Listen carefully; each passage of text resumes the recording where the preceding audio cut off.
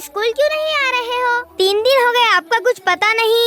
भाई बात ऐसी है कि हमारा मन नहीं कर रहा। वैसे भी पढ़ाई से क्या हासिल हो जाएगा? बड़ा होकर मुझे अब्बू का ही बिजनेस तो संभालना है। क्या ये आप कैसी बातें कर रहे हो? भाई सही तो कहा हमने। नहीं, क्या पढ़ाई सिर्फ पैसों के लिए की जाती है? पढ़ाई से इंसान एक बेहतर इंसान बनता है। हमें सही गलत का फर्क समझ आता है। कुरान और हदीस समझने के लिए हमें उन्हें पढ़ना पड़ता है। पढ़ाई की अहमियत का अंदाजा इस बात से लगाए कि कुरान की पहली आयत इक़रा का क्या मतलब है। इक़रा का मतलब है पढ़ो।